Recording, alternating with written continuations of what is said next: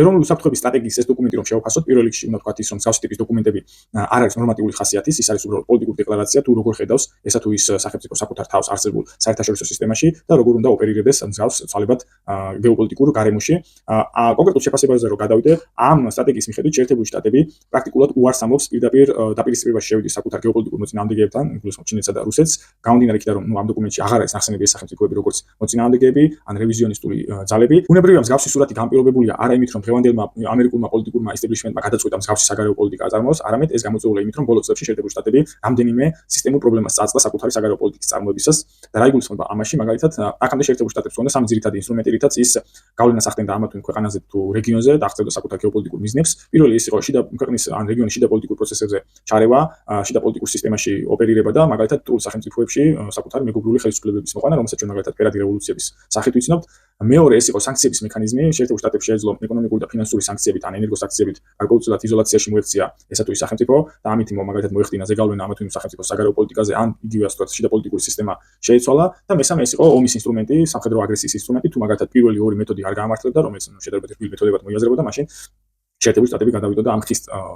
საგარეო პოლიტიკაზე. როგორც ვთქვი, ბოლო პერიოდში ეს ინსტრუმენტები პრაქტიკაში ისევე ეფექტურად ვეღარ ხორციელდება, შეერთებული შტატები ისევე წარმატებით ვერ ახდენ შიდა პოლიტიკურ პროცესებზე ზეგავლენის მოხდენას, როგორც ის აქამდე ახორციელებდა და ფერადი რევოლუციების ისეთივე წარმატებული აღარ არის, როგორც ეს მაგალითად იყო პოსტცივი ომის ეპოქაში. რაც შეეხება სანქციების მეთოდს, სანქციებში იგულისხმება არა მარტო ეკონომიკური, ფინანსური და პერსონალური სანქციები, აქ შეიძლება იგულისხმოთ სავაჭრო ომებიც, სატარიფო ომებიც. ამ მექანიზმმა აჩვენა ის, რომ ეს მექანიზმები არათუ ასუსტებს და იზოლაციაში აქცევს შეერთებული შტატების გეოპოლიტიკურ მოწინააღმდეგეებს, არამედ პირიქით მისმა ასე ვთქვათ კონკურენტმა ძალებმა დაიწყეს ალტერნატიული ეკოსისტემის შექმნა, ფინანსური, ეკონომიკური, ტექნოლოგიური ეკოსისტემის შექმნა, რომელიც დამოუკიდებლად იფუნქციონირებს მომავალში შეერთებული შტატების აი ამ ეკოსისტემისგან, რაც ასე ვთქვათ გეოსტრატეგიული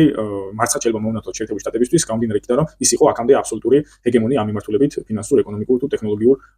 სისტემაში. რაც შეეხება მესამე ინსტრუმენტს, ეს არის სამხედრო აგრესიისა და ომის ინსტრუმენტი, როდესაც წინა ორი ინსტრუმენტი ეფექტური ვერ იქნებოდა, მაშინ შეერთებული შტატები გადაწყვეტა მესამე და ხისტი საგარეო პოლიტიკის ინსტრუმენტის გამოყენებას საერთაშორისო ურთიერთობებში. ეს ინსტრუმენტიც ბოლო პერიოდში არის შესუსტებული, მაგალითად უკრაინის კონფლიქტმა, იგივე ირანთან დაპირისპირებამ და ტაივანთან ჯერ არ დაწყებულმა კონფლიქტთან ჩინეთთან, გულისხმობ მაგალითად იგივე 3 სექტემბრის სამხედრო აღლუმმა, შეერთებულ შტატებს დაანახა, რომ მისი სამხედრო შესაძლებლობები აღარ არის ისეთი, რომ მან მარტივად მიაღწიოს საკუთარ გეოპოლიტიკურ მიზნებს და პირიქით, როგორც სანქციების შემთხვევაში იყო, მისი ასე ვთქვათ მოწინააღმდეგე კონკურენტი ძალები იწყებენ